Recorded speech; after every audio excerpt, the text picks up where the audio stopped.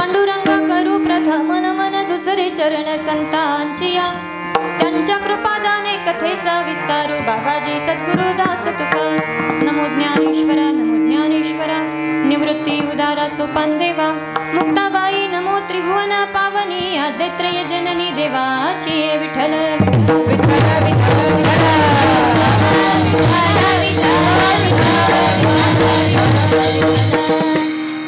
एवढा प्रभू भावे तेणे संपुष्टी रहावे होय भक्ती केला तैसा पुरवी धरावी तेच्छा एवढा जगदानी मागे तुळशी दडपानी होय भक्ती केला तैसा पुरवी धरावी तेच्छा आला नावा रूपा तुका म्हणे झाला सोपा होय भक्ती केला तैसा पुरवी धरावी तेच्छा विठ्ठल विठ्ठल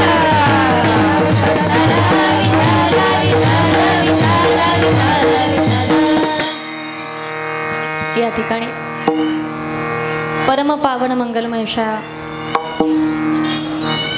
पवनपुत्र राम भक्त भक्तीचं मुख्य प्रतिष्ठान असलेले राम भक्तीमध्ये दास्य भक्तीमध्ये सर्वांना गुरु स्वरूप असलेले गुणनिधी ज्ञाननिधी हनुमंतरायांच्या पावन अशा या दरबारामध्ये गेली अनेक वर्ष झाले चालत असलेला आपला हा गोकुळ अष्टवी निमित्त चालत असलेला हरिनाम संकीर्तन सप्ताह आणि या सोहळ्याचा आजचा हा चौथा दिवस ना तिसरा दिवस मला माफ करा मी खरंच पत्रिका पण नाही पाहिली कितवा दिवस आहे म्हणून ओझर ती फक्त दादांनी पाहिली गिरी सर टाकली तेव्हा पाहिलेली त्यामुळे आज सप्ताहाचा तिसरा दिवस आणि तदनिमित्ताने असलेली ही कीर्तन सेवा आजच्या कीर्तन रूपी सेवेकरता निवडलेला अभंग जगद्गुरु जगतवंदनीय विश्ववंदनीय महाराष्ट्रभूषण श्री संत तुकोबरा यांचा 4 चरणाचा अभंग आहे आणि या अभंगामध्ये तुकोबरे भगवंताचा स्वभाव एक प्रकारे वर्णन करतात की परमात्मा कसा आहे त्या अनुषंगाने परमेश्वराची भक्ती कशी आहे आणि त्या अनुषंगाने का भगवत भक्त परमेश्वराच्या असे अधीन आहे आणि परमात्मा त्यांच्या अधीन का आहे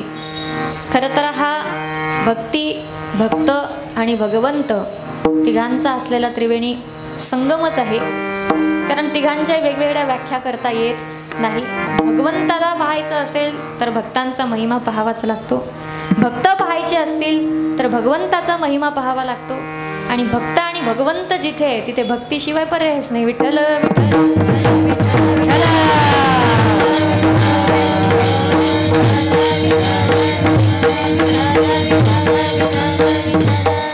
आपल्या वर्षाचं हे सप्ताहाचं 10वं वर्ष आहे तदनिमित्ताने होत असलेला हा सप्ताह तुकोबारे वर्णन करतात की एवढा प्रभू भावे एवढा असलेला परमात्मा तो केवळ भावामुळे कुठे येऊन राहतो हृदय संपुष्टात येऊन राहतो होय भक्ती केला तैसा भक्तीच्या जशी भक्ती असेल त्यानुरूप परमात्मा आपलं स्वरूप धारण करत असतो पुरवी धरावी ती इच्छा जी जी भक्त इच्छा करतील ती इच्छा पूर्ण होते एवढा जगदानी जगाला एवढं काही देणारा काय मागतो तुळशी दड पाणी शेवटी तुकोबऱ्यांत आला नावा रूपान तुका म्हणे झाला सोपा हे शेवटचं वाक्य अंडरलाईन करून ठेवा देवासारखा सोपं दुसरं काहीच नाही तुम्हाला देव जर कठीण वाटत असेल तर तुम्हाला देव समजलाच नाही विठ्ठल विठ्ठल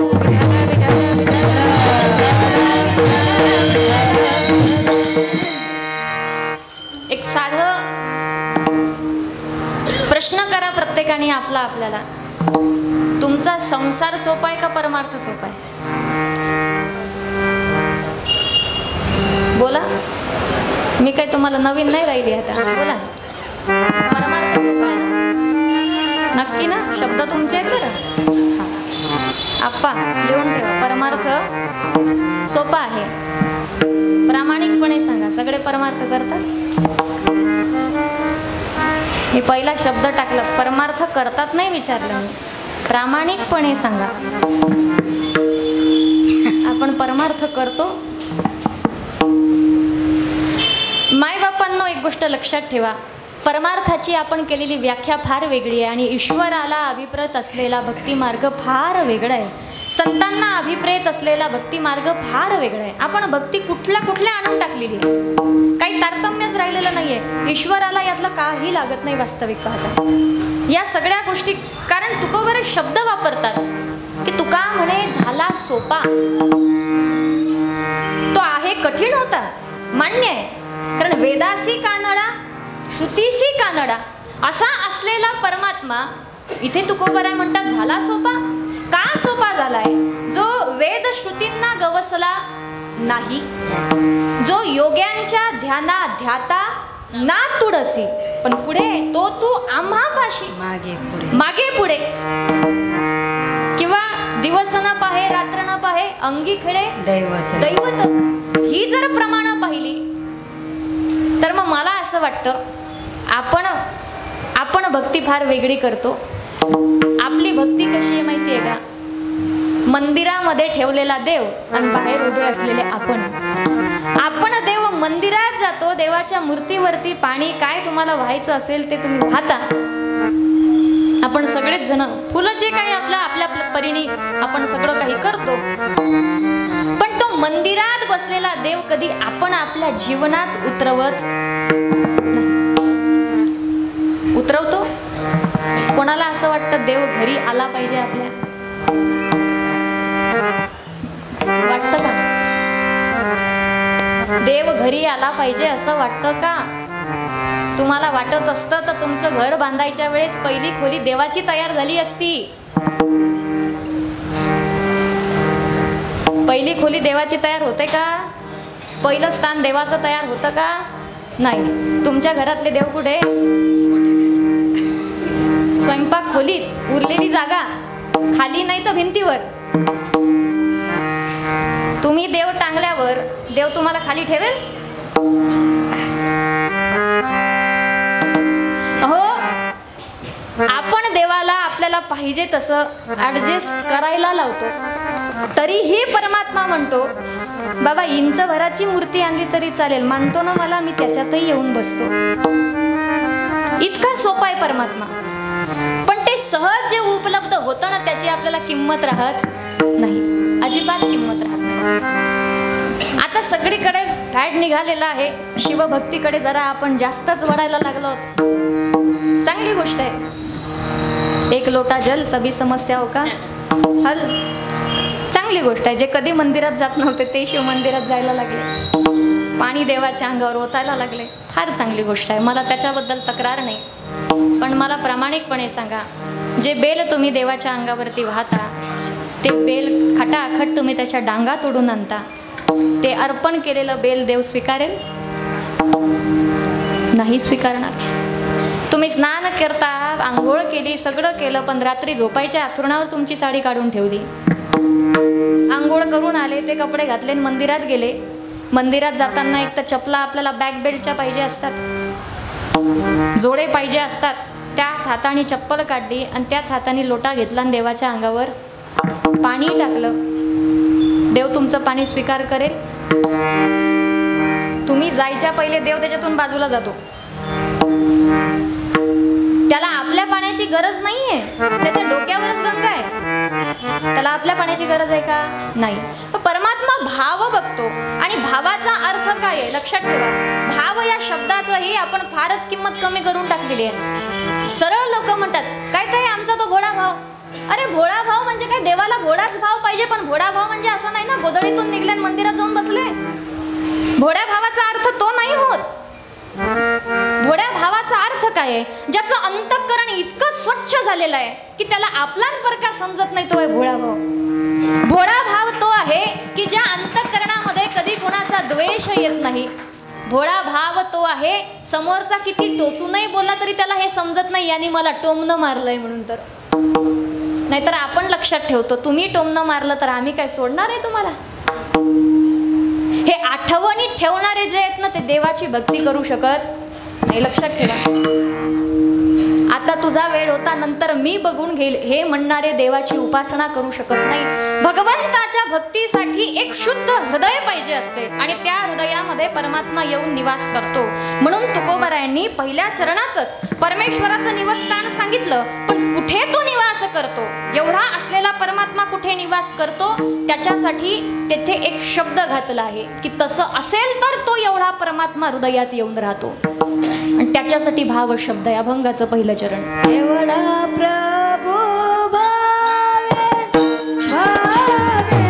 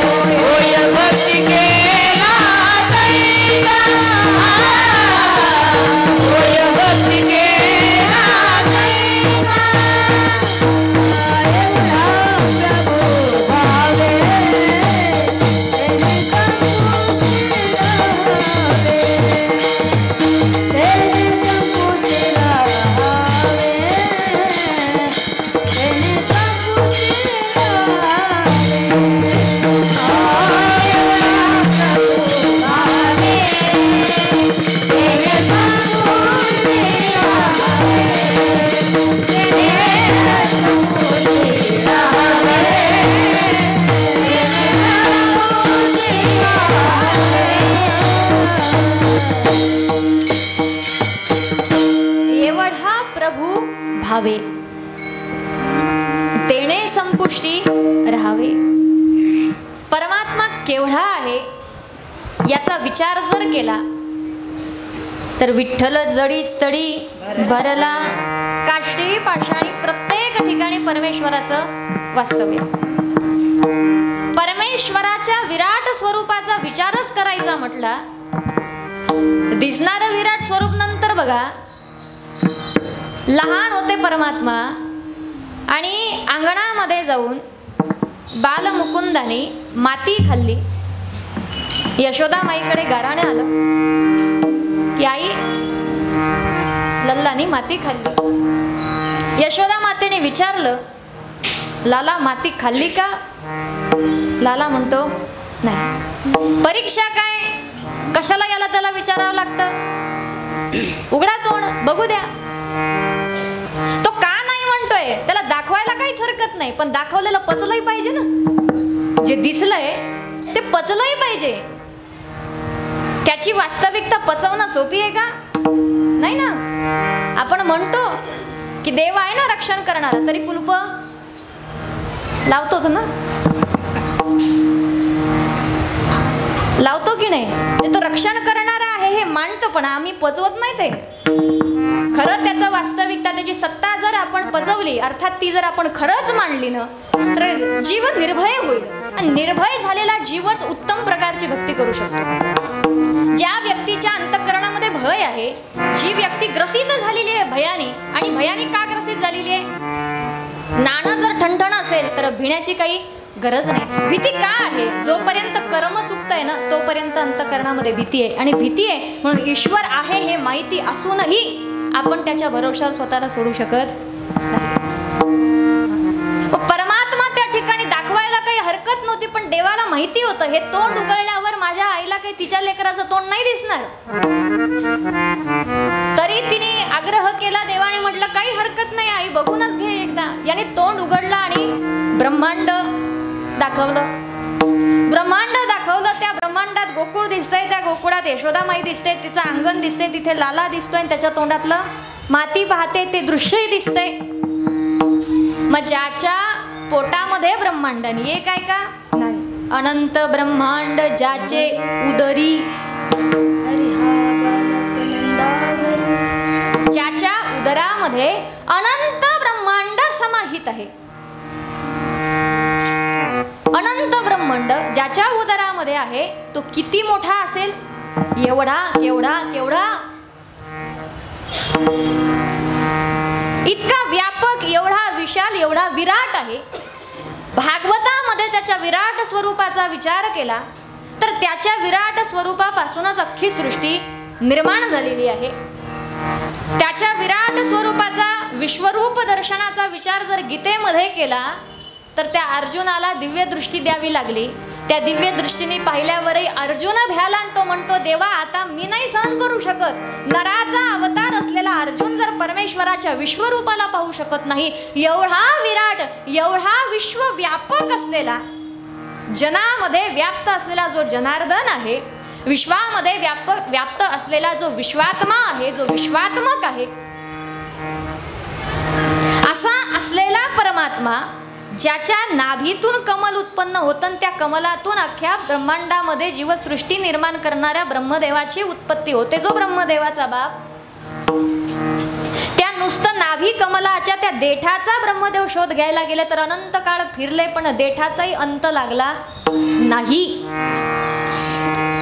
असा असलेला तो परमात्मा तुकोबाराय म्हणतात एवढा प्रभू पण भावे, फक्त भावामुळे. कुठे?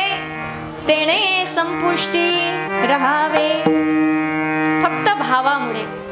आणि या भाव शब्दाला आपण काय समजून बसलो? काही नाही पाहत देव. काय पाहतो देव? फक्त भोळा भाव पाहतो. भावाचा अर्थ काय आहे? भाव तो आहे ज्याच्या प्रती अंतःकरणामध्ये अफाट आदर आहे, सन्मान आहे, श्रद्धा आहे, विश्वास आहे आणि तुझ्याशिवाय आता आमच्या जीवनाची कल्पनाच केल्या जाऊ शकत नाही हा ज्याचा निर्धार आहे, त्याच्या ठिकाणी आहे भाव. विठ्ठल विठ्ठल विठ्ठल विठ्ठल.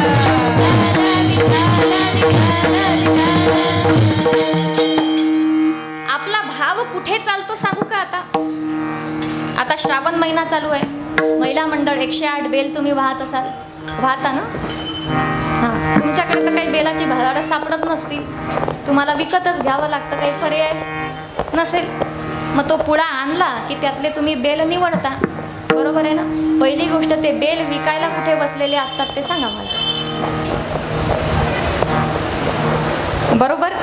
बरं जाऊ दे, बिचारांना जागा नाही, ते जिथे बसतात तिथे तुम्ही त्यांच्याकडनं बेल घेता. तुमच्या मनातही प्रश्न येतो घेऊ का नाही, पण तुम्ही तिथे जागीच वाक्य चिपकवता देवभावाचा.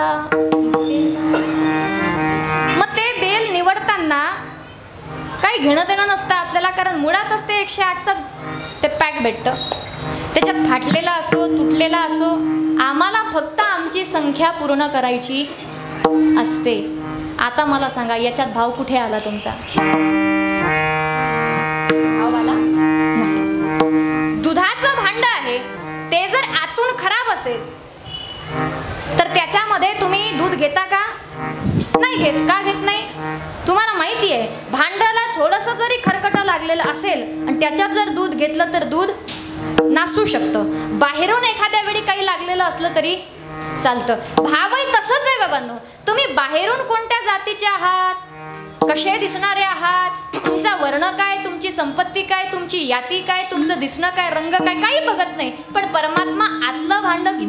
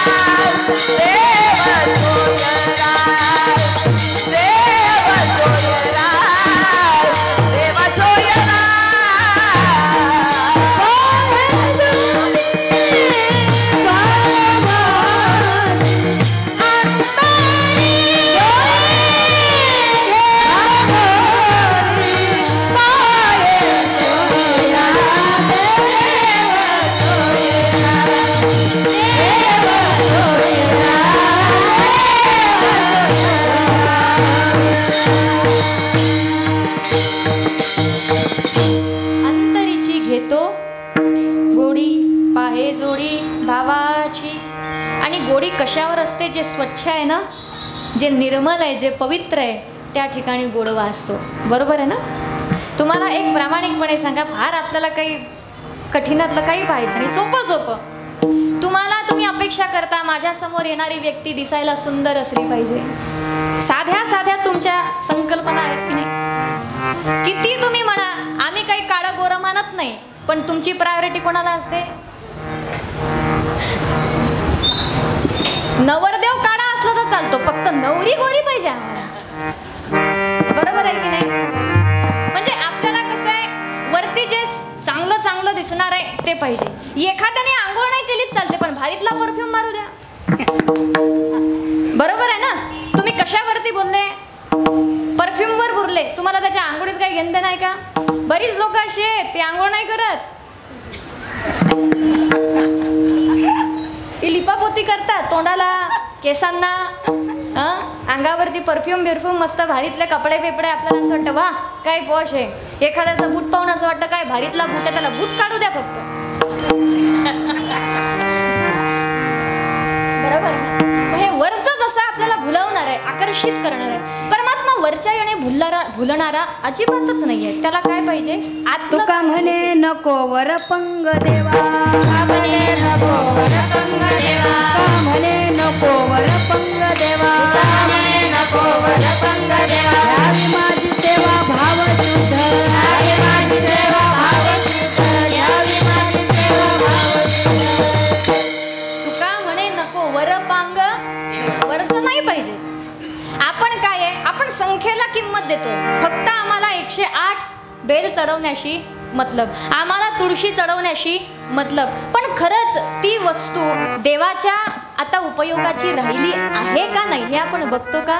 नाही. तिथे आपण फक्त आपला स्वार्थ पूर्ण करतोय, कारण आम्हाला 108 बेल वाहायचं आहे. देवाला तुमच्या संख्येचं काही घेणं देणं नाही. देव म्हणतो एकच वाहा, पण कसं वा पत्रम पुष्पम फलम दोयम यो मे भक्त्या प्रयश्यती.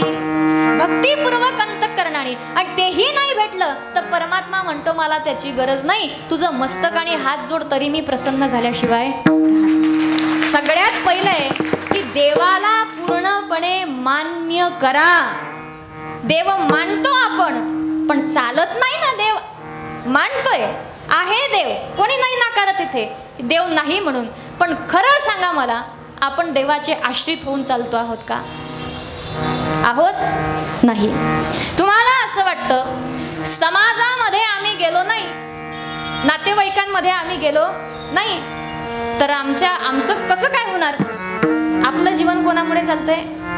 समाजामुळे चालतंय, नातेवाईकांमुळे चालतंय, गोतावड्यामुळे चालतंय, येऊ तू सगळं सगळं. त्याच्यासाठी आपण देव बाजूला ठेवतो. लोक सरळ आम्हाला सांगतात, ताई आम्हाला वेळ भेटत नाही देवाचं भजन करायला. आणि आप्पा तुम्हाला सांगू का, आम्हाला रात्रही कमी पडते देवाचं भजन सोडायला. विठ्ठल विठ्ठल.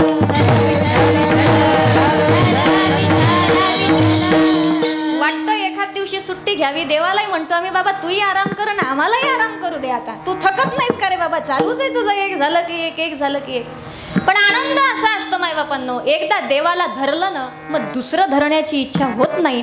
आणि जर दुसरं धरलेलं आहे तर देव धरल्या जात नाही. विठ्ठल विठ्ठल.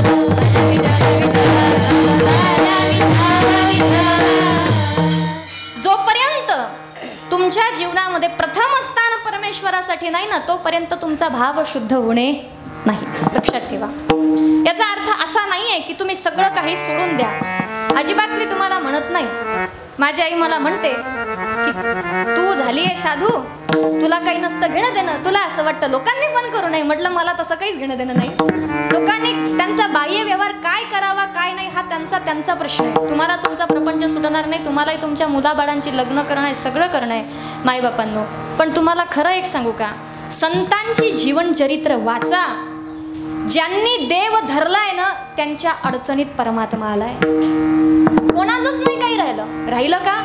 नाही राहिलं. तुम्ही समाज सोडा असं अजिबात मी म्हणत नाही. उलट समाजसेवा घडली पाहिजे. समाजाच्या आतमध्येही परमात्माच निवास करतो. समाज काय आहे? त्याचं मूर्तिमंत स्वरूपच आहे ना. जसा माझ्यात देव आहे तसा तुमच्यात देव आहे, जसा आपल्यात देव आहे तसा प्रत्येक जीवजंतूमध्ये भगवंत आहे. या सृष्टीच्या प्रत्येक कणाकणाचा ऋण आहे आपल्यावर, उपकार आहे आपल्यावरती, या सृष्टीतल्या प्रत्येक जीवाचा, आणि या प्रत्येकामध्ये भगवंत निवास करतो. पण मला खरं सांगा की त्या समाजात तुम्ही जे म्हणता समाज नातेवाईक तुमच्या नातेवाईकाच्या लग्नात तुम्ही किंमत पाहून भारीतला आहेर नेता.